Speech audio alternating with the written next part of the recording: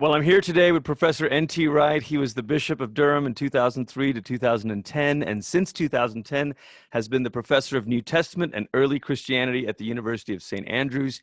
He is now also Senior Research Fellow at Wycliffe Hall and Oxford University, where he's joining us from his study. Welcome, Tom. Hi, good to see you, Glenn. Thanks. I'm delighted to be with you. It's so great to speak to you today. You've got a new book that's come out called God in the Pandemic, and I think in addition to our eagerness to hear your thoughts on this, we're also marveling at how quickly you were able to write this. It was an accident, really.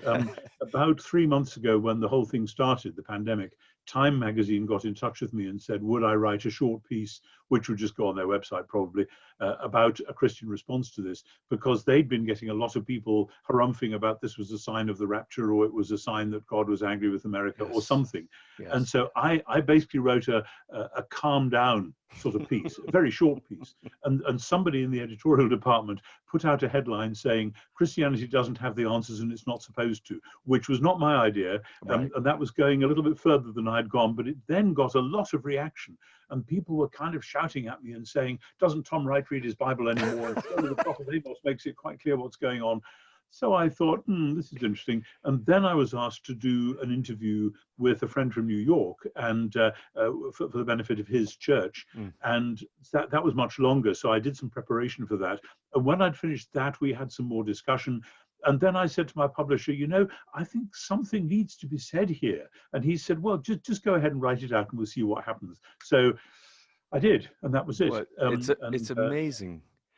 And I love that you open in the book, you talk about some of these different concerns of people. Is this the sign of the end times, the apocalypse? Is this the judgment of God and all of that? Right. And it always seems to be the Old Testament that gets people worried about that. So could you talk a little bit about what do you make of the Old Testament passages of judgment? Well, obviously, there are plenty of things in the Old Testament which are about people misbehaving and God producing specific judgments, a plague or being defeated in battle or whatever it might be.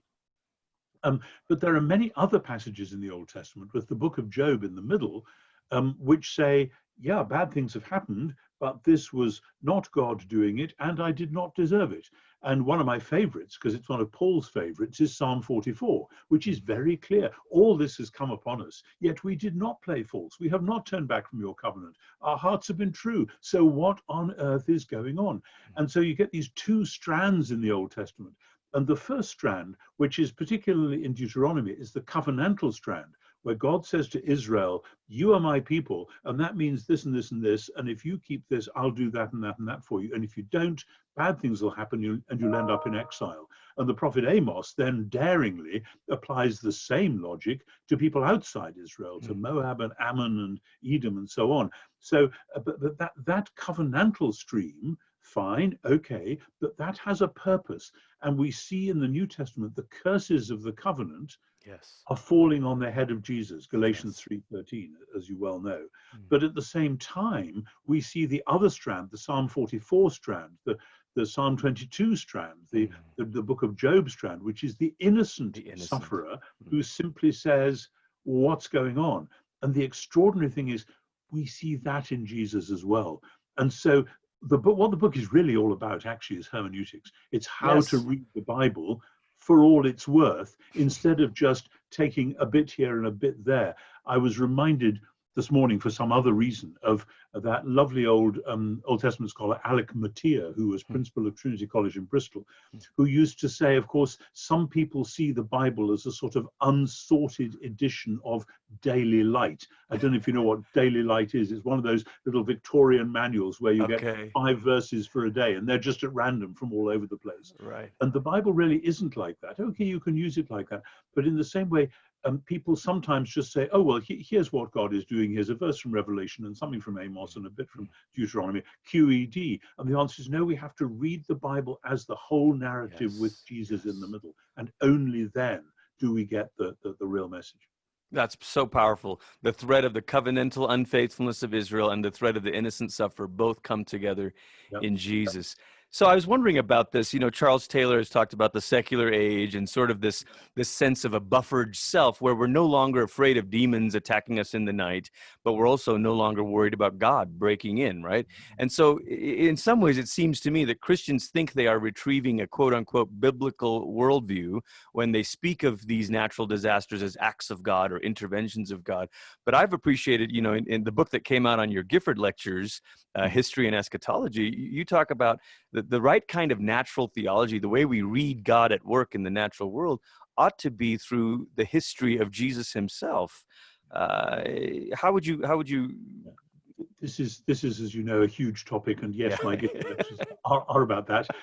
That's not a short book. No. Um, I think what happened in really starting with probably the 17th and 18th century, but then particularly late 18th and into the 19th century, which was, of course, when certain countries, including your own adopted one anyway, Yes. Yes. got themselves sorted out and constitutional and so on, is a form of deism. It's a Hmm. way of talking about God, which is simply about a God who is supposedly the celestial CEO, who either does things or he doesn't do them. And therefore, if anything happens in the world, we assume this is what God wanted or at least permitted, Right. so we can draw conclusions. Oh, well, God has allowed this, therefore we must be able to figure out what's going on. And again, the book of Job stands in the way of that. And Jesus himself stands in the way of that. Think of that bit at the beginning of John 9, when they say, was it this man who sinned or his parents that he was born Right. blind? This is no, that's not the point. The point is that the works of God might be manifested in him. And then what we see is the works of Jesus being manifested in him, which John's reader knows is what God is doing. God is doing what Jesus is doing. Mhm. And so again and again, the New Testament encourages us not to say, okay, we can now produce a rational analysis of why God has done this, but we can say, what is our vocation as followers of Jesus, granted this extraordinary situation, which we're not even going to begin to second guess whether this was God's direct action in the world or what. See, the trouble is that when people talk about the buffered self or Yeah. the Yeah. secular age or whatever, Christians easily fall into an either or of thinking that either God doesn't intervene in the world or God Yes. does intervene in the world. And the Yes. point is the whole model of intervention is wrong. It's wrong. It's a two level split level universe, as you've said. Exactly. And it's deeply anti-incarnational.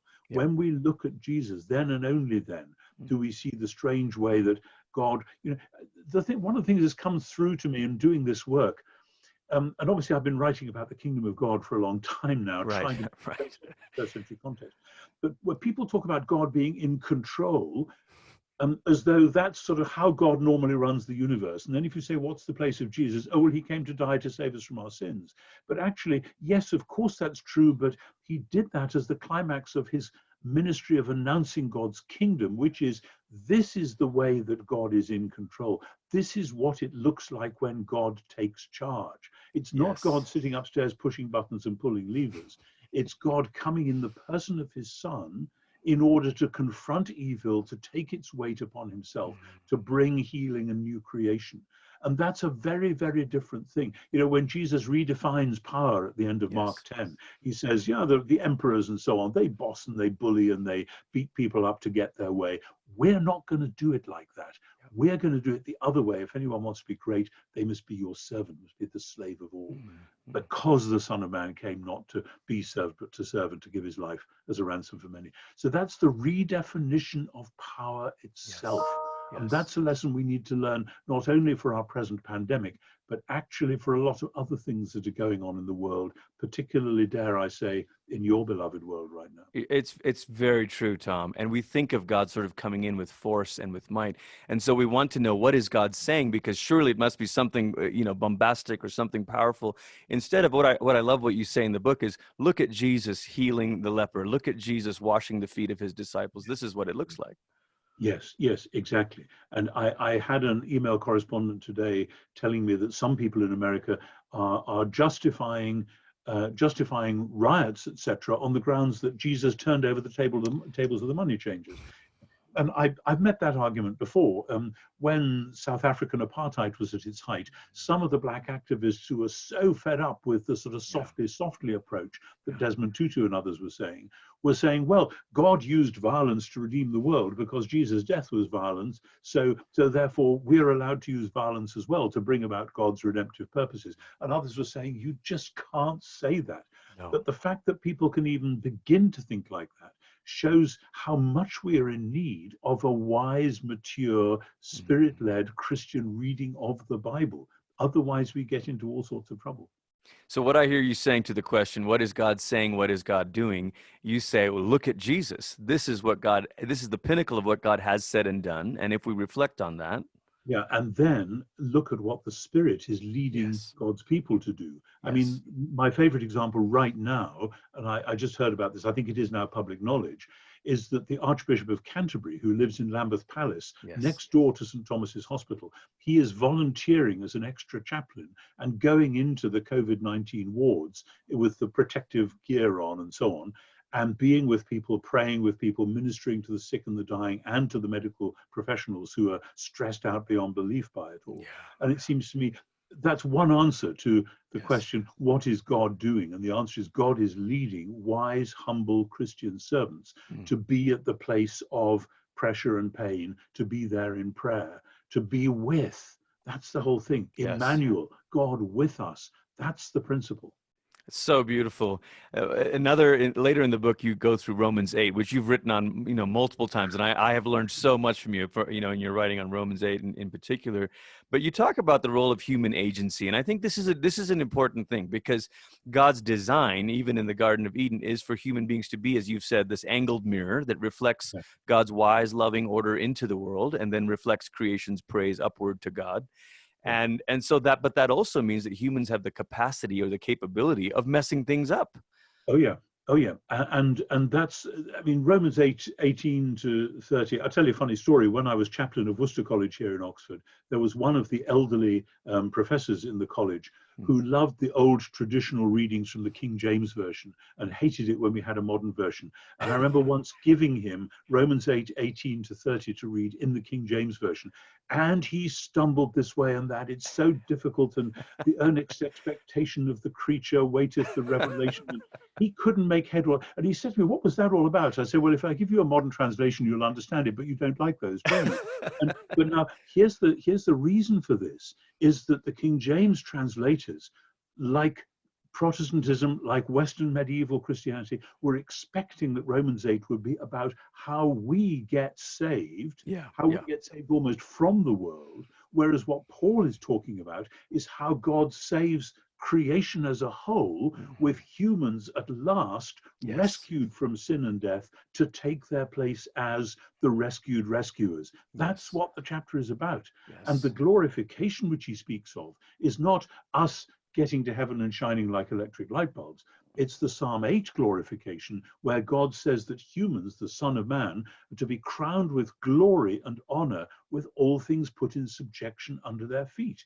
And we've messed up subjection by thinking of it as exploitation. Domination, exactly. That's not what it means at all. It means that creation is designed. It's like my garden. If I leave it be, it'll grow thorns and thistles. It's probably doing it right now because I'm not looking at it. But God has designed the world to work, as Genesis says, as a garden through human agency. Of course, we don't make the roses grow. There's the mystery. But we can prune them and tend them and do all that stuff. And that's a model of how it's meant to be. And so God works all things together for good through those who love God. And what's the sign of those who love God? It's the people who are lamenting, who are groaning in travail with the pain of the world. That's an amazing and beautiful way of reading that. It's massive, and even the sonship language, conform to the image of his son. But that's such an important biblical motif, because Adam as the son of God, reflecting the image of God, Israel as God's firstborn, Israel's king, the Messiah as the son of God, all of whom messed things up. But then the true son of God comes, fulfilling the Israel story. I've sometimes said it's a little bit like those Russian nesting dolls. There's a story within the story within the story. Exactly. And only when we discern that. It's interesting. I have a good friend on the west coast of America who's reading through my Gifford lectures at the moment, and she just sent me an email, and she said, for the first time, I'm seeing the big tapestry, Yeah. but also how the individual threads contribute to that big tapestry. Yes. And I'm thinking, yes, Yes. that's what it's all about. And we have so often just read it in the flat.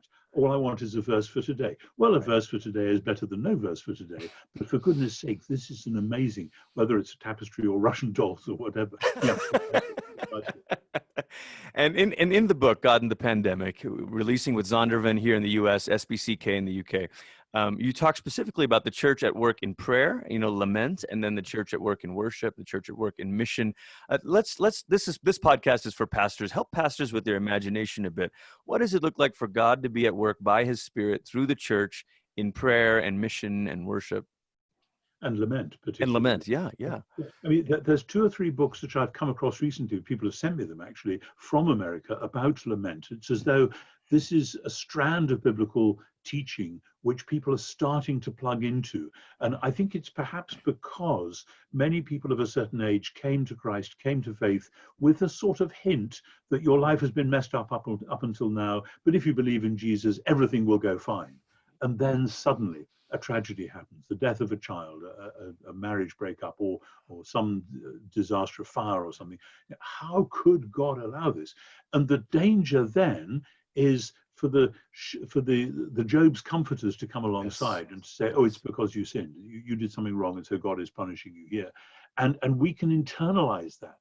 And the answer is no. The Bible gives us these amazing psalms of lament. I mentioned 44 and 22, you can think of 88. The book of Lamentations itself is, of course, saying, yes, we deserved it and it has happened. But it's also a lament. It's just, okay, here we are. We have nothing to say except, help, this is hurting terribly. And here we still are. And we want to trust in you, even though we know we have no right to do so. And it seems to me there are many times in our lives, I know at all sorts of levels in my own life and in pastoral ministry that I've engaged in, when the only way of approaching a particular situation is to take those psalms or to take the equivalent bits of the New Testament and some of the great lament hymns as well, and to work through the passion narrative, which is itself one great big lament, ending with, my God, why did you abandon me? And just to stay there and not to hurry through. There is a reason why Holy Saturday happens. The resurrection doesn't just happen instantly. There's a time for a sorrowful silence and a waiting. And that's where I quote T.S. Eliot. I said to my soul, be still and wait without hope, for hope would be hope of the wrong thing. Wait without thought, for you are not yet ready for thought. And that, to our hurried, twittering world, that's a really difficult thing to do, to hold back from what we think we ought to say at once. Say, no, I'm going to wait. I'm going to stay in this place of pain. Please help me, Lord. And help me to use these psalms and to teach my people to use these psalms and to have a season of lament and just say, how long, O Lord, how long? And then there may be new things which will grow out of that, which aren't identical with the things to which we would have rushed if we hadn't had to stand back. I think it's so hard for Christians, especially, those of us who are leading churches, church leaders. We sort of think our job is to do something, but it's so significant, isn't it, that in Romans 8, in the middle of it is this groaning of creation and the Spirit groaning with us before it talks about sort of, how God is working in the midst of all things, and the ability to sit in that and take time to weep and to experience the pain of the world. It's very difficult, and it will find us in different ways. And if that happens, again, I think the answer is not to run away from it, not to try and foreclose on it too quickly. This is really difficult. I'm 71. It's taken me all a long lifetime to get to the point where I think I can really affirm this, because we don't like pain by definition. No, right. We don't want to stay there. But actually, there are times when we just have to say, this is terrible. I'm just going to sit here and hold on to it. And gradually let us be formed by the passion of Christ. That's Romans 8:29, that we might be conformed to the image of his Son. And that's when the dialogue is happening between the wordless groaning of the Spirit and the Father as the heart searcher who knows what is the mind of the Spirit, which is so ironic because at that point the Spirit isn't even saying coherent words. Right. But we are caught up in the middle of that. And Paul sees this as a cruciform being Yes. caught up. And you probably know, and I refer to it in the book, a book of one of my former students, Haley Goranson Jacob. Yes, I loved that book. Oh, you I read it last year. Yeah, yeah. Yeah, right. Okay. Well, she was really pushing hard on this reading. And to begin with, I really didn't want to know. I thought this is too way out. You've got quite enough to say in your dissertation as it is without having to go there. But she was quite determined and dogged and just smiled and went ahead with it. And I now, as I've done with several of my research students, I say, you know what, you were quite right. And I needed to hear that. Well, I just wish another 20 research students to teach me all the other things that I still from that place of groaning, from that place of identification, will flow sort of this mission of the church. And you referred to the early church in the book of Acts with their famine, and of course the church throughout church history. What are you seeing churches doing during this pandemic to kind of serve the needy?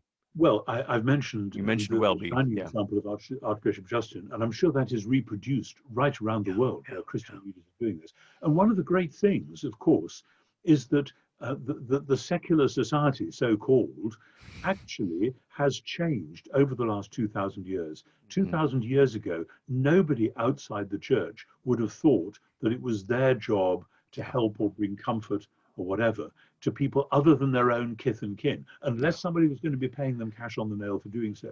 But the Christian example of 2,000 years of caring for those who can't care for themselves has rubbed off on the world. And one of the great ironies of the Enlightenment is it's tried to say, we will now do all that stuff. Right. And you go back to teaching people how to go to heaven. The trouble with that is that if the world does it in its own way, it will mess it up in all sorts of ways, whether it's education or care of the poor or adoption agencies or whatever it is. And we see that going on. So the church still has to say, no, we're not giving up on this. We're in for the long haul, caring for the poor, caring for the sick and the dying, caring for the weak and the vulnerable and those without education. This is part of our DNA. This is what we do as Christians. And Christians have done that from day one because it's what Jesus did. And so you can see in the early church, and you know that wonderful book by Rodney Stark, The Rise of Christianity, that when there was a plague in a town or a city or a region, those who could afford to would get out and run and escape to their country homes up on the hill somewhere, away from the nasty germs. And the Christians would stay and would nurse people. Yes. And when it was all over, people would say, why did you do that? We don't belong to you. In fact, we've rather hated you up to now. And they would say, oh, we follow this man, Jesus. He gave his life for us. Yes. So this is what we do. Well, and I think of the empire became Christian. Yes, and I think of Cyprian in Carthage, after the Donatist controversy and all of then the plague comes, and he's saying we've got to take care of everyone, whether we like these people or not. Absolutely. Yeah. And it's the same. And, that we live such a comfortable life in the West.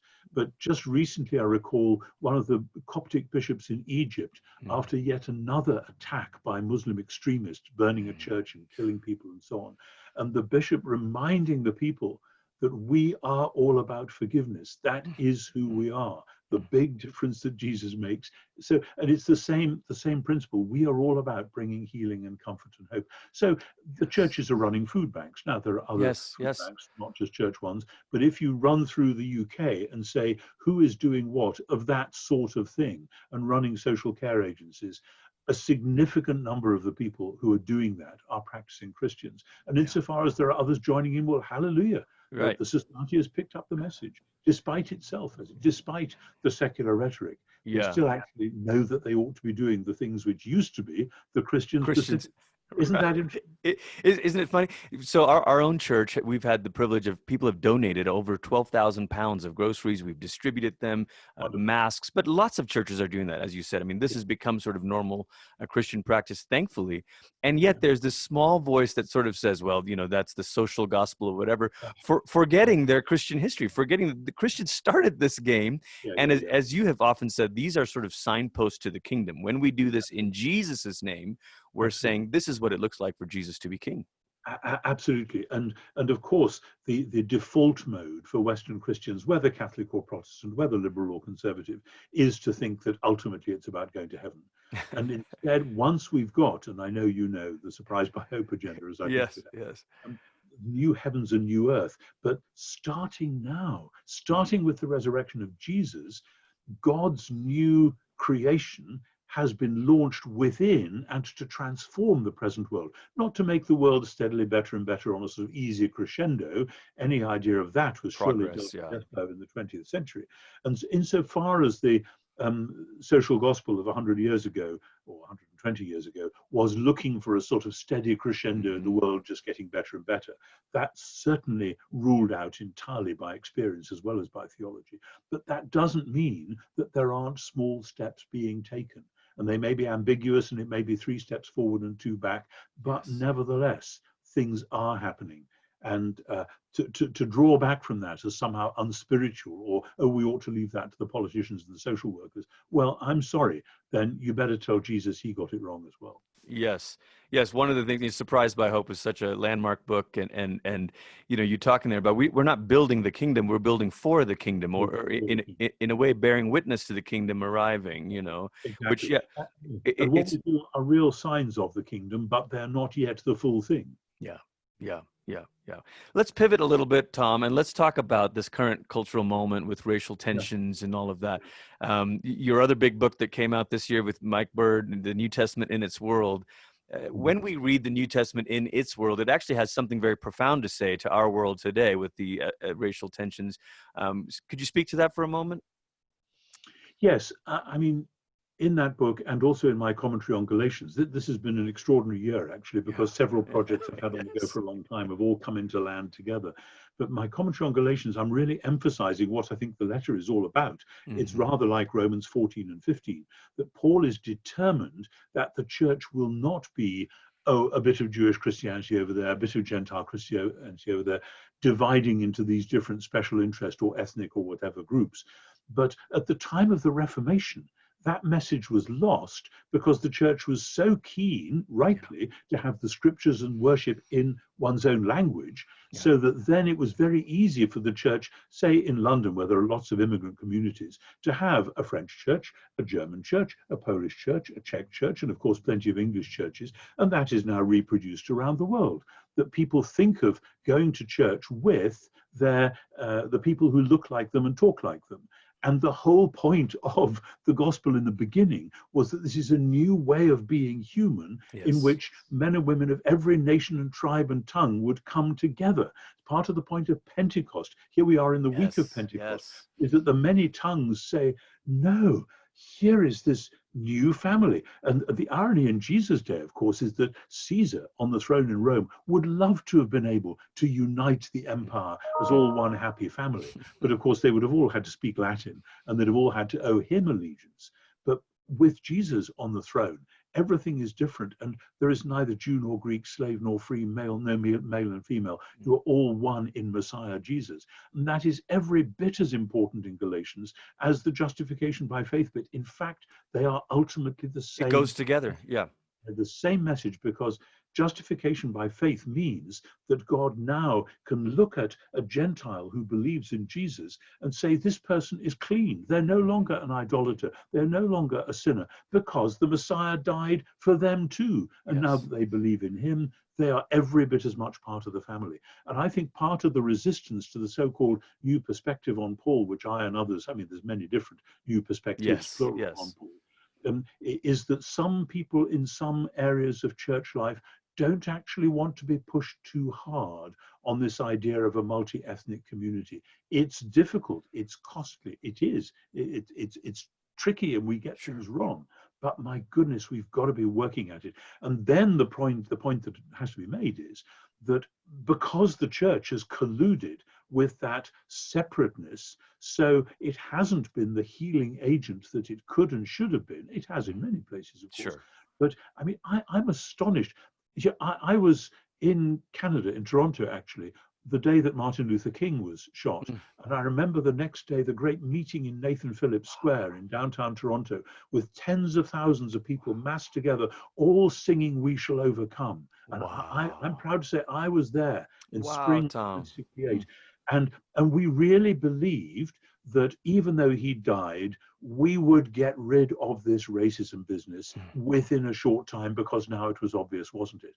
And so here we are 50 years later, 53 years, 52 years later, and it's still going on. Mm. And the churches must now get a grip in a whole new way. And it seems to me the fresh readings of the New Testament, which many of us have been working at, Yes. ought to be fueling that. And Yes. if people are resisting it, we need to ask why they're resisting it. It's so powerful because think of how explosive Galatians was in its day. I mean, Oh, absolutely. prior to Paul, prior to Christianity, there was no community that transcended these kinds of boundaries, ethnic, geographical, right? I mean, Absolutely, absolutely. This is that's right. That's why when people say, "Oh, somebody invented this Jesus stuff in order to start a new religion," well, excuse me, it isn't a new religion. It's no. an entire way of being human. It's Yeah. economics, it's politics, it's philosophical, it's everything. Yeah. And it's got some religious elements, but it didn't look like a first century religion at all. Yeah. It's sui generis. It is its own category, Yes. and and that category is instantiated in the life of the multicolored, multi-ethnic, um, everything together Yeah. church, Church. which is the Jesus followers. It's so beautiful. I think often about, and I preach often on the story in Luke 15 of what we call the prodigal son. But and I don't know if you would agree with this reading or not. But I think in some ways the way I see it is the older brother is sort of Israel, the firstborn, and the younger brother is the Gentiles. And but both sons leave the father's house. And, the older brother to pout, the younger brother in rebellion. And it reminds me of Ephesians 2. Once you were far away, once you were far up, Exactly, once you were exactly. dead, and all this stuff. You know, And once and upon and and, a and time, go on. and the father is saying to the older brother, you've got to come in, but he wants the father, but he doesn't want the family. And that's, I think, like Christians today, they want this relationship with God, but they don't want this multi-ethnic family that the father is calling for himself, right? Yeah. That's why my dear friend in Toronto, Brian Walsh, he and Sylvia Kismat, his wife, their work on Romans and Colossians has been so powerful, because it grows out of the ministry that Brian has had in downtown Toronto and in the university, which is a ministry of all sorts, and native Canadians and people off the street and academics and business people, etc., all coming together and sharing what is often quite a painful but a very vivid, vibrant community life. And various things have come out of that. But I was going to say, sorry, take me back to the point you were just making. Luke 15, the Oh prodigal yeah, son, yeah, yeah. that's right. About 30 years ago, when I was chaplain here in Oxford, I mentioned this before, we had a controversy in college about what should Christians pray for Jews, what should the Christian attitude to Jews be? And I preached a sermon on Luke 15 called The Older Brother. And I said, in its context, this is about Jesus eating with sinners. Yes. But if you imagine somebody in Paul's churches reading this, it translates very quickly into the Jew-Gentile issue, yeah. because Luke 15:1, this man receives sinners and eats with them, and Jesus tells these stories, goes straight across to Galatians 2, where Peter and the people who've come from James say, what are you doing eating with those sinners? It's the same issue. And it's fascinating. I imagined, and it's in a sermon in one of my paperbacks, I think it's in For All God's Worth, and I imagined what happened the next morning when they all woke up after the party. Here is the older brother, here is the younger brother. And actually, how is the younger brother going to approach the older brother? And there are several different strategies he could adopt. He could just say, well, he's had his day, he's out of here. Father has favored me now. That clearly can't be the case in terms of the parable, and it clearly isn't the right Christian approach to Judaism. Others say, well, he's so different from us. He can live in that end of the house, and we'll live in this end of the house, and we can just wave at each other. And that's clearly not right either. Right. But it's not up to the younger brother to persuade the older brother to come and join the party next time. It's up to the father. And I think the younger brother's part is to say to the father, please have a go at telling Judah that really, I know I messed up and I really want to be his brother again. And I would like him to be my brother. And that's difficult. And I think the parable is open-ended in the same way that Romans 11 is open-ended, though people don't like that open-endedness. It's saying this is God's business. Yeah. So we've got slightly off track. No, it's great. It's great. Okay, just a couple more here, Tom. So I think you were writing your For Everyone commentary while you were Bishop at Durham. Is that right? Yes, yes. So one of the things we're really interested in doing is helping to bridge the world of the academy and the world of the church. And sometimes in America, there's been sort of this animosity between the two worlds or suspicion Sure. of that. For you, how did your church ministry work impact the way you were, writing that commentary series? Well, do you know, it's a funny thing because I come, fortunately, from a tradition which goes back through the people who taught me, people like George Caird and Charlie Mole in Cambridge and Morna Hooker, indeed, in Cambridge, but all the way back to great people like Lightfoot and Westcott, who were churchmen to their very core, to their heart, to their bones, but were also seasoned practicing scholars writing commentaries and articles and doing text criticism and so on. And from the analogy which has always occurred to me is that, again, here in Oxford, there are many colleges where the professor who teaches music is also the conductor of the college choir, or maybe conducts the university orchestra or something. And I've often said to people, would you rather be taught music as an academic subject by somebody who themselves is tone deaf, or by somebody who's going to go off and conduct Brahms's Requiem that night? It's a no-brainer. Of course, you want the one who's the practitioner, because there will be a constant two-way street. And the idea that you can just do one end of that street, well, maybe some people do have that vocation. Fine, let them do it. But it seems to me that the two vocations of serious scriptural and theological study and serious pastoral, liturgical, practical work in the church, they ought to reinforce one another and not pull away from. The only reason, in my case, they pull away from each other is that there just isn't time. Sure. But as you know, as a pastor, the more you do of pastoral work, the more the work grows. Yeah. And like if you're actually making headway with the academic work, the more you can see, oh, we need to write an article on that, or we need another book on this. And there aren't enough hours in the day, especially if you've got family responsibilities as well. So it is a matter then of holding it together as best you can, which is why my life has bounced to and fro between the one and the other. Well, it makes your work so rich. Tom, Thank you. Tom, maybe a personal question here from a seasoned churchman. For these pastors that are leading through all kinds of, this pandemic and now the racial crisis and all that, how do you keep your own personal life with God renewed when you feel like you have to make public statements all the time and preach? And so, how have you done that? I've always been an early morning person, ever since I was maybe 12, 13, when somebody told me it was a good idea to read the Bible every day. The only time I could guarantee getting time to do that and to say my prayers was first thing in the morning. So I was at a boarding school. I used to get up, and when the first bell went, most people lay in bed till the second bell, and I would have 10 or 12 minutes where I could sit quiet, read the Bible, pray. That formed the habit of a lifetime. If for whatever reason, for sickness or travel or whatever, if I have to miss that, I really feel as though I've got the shoes on the wrong feet or whatever all day. So for me now, one of the delights of being here and not actually having young kids living with us anymore, because that, of course, can mess up your morning pretty thoroughly, is I need less sleep than my wife does. I tend to get up maybe a couple of hours before she does, and I can make a large pot of tea, and I've got right here Bible, Greek Testament, Hebrew Old Testament. I've got my prayer diary down there by the prayer desk. I can just spend a happy couple of hours here. And if that's how long it takes to read those readings and to say those prayers, then that's great. And there's no need to hurry about it. Yeah. And that then basically sets me up for the day. I then join in during the university term with the morning prayer at Wycliffe Hall in where I'm working.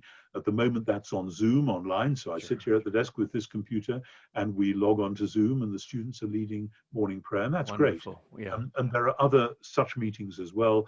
And of course, there are many, many resources online. If you want to hear a choir singing the service of evensong or compline, it's not difficult to find pretty well any day of the week. So there are things you can do. But for me, that time in the morning has always been the absolutely sacrosanct time. Beautiful. Well, Tom, thank you so much for your time. And thank you so much for all that you do for the church and for the kingdom. We're so grateful. Glenn, thank you very much. It's so good to talk to you again. And I hope we can keep in touch. Yes, thank you. Thank you.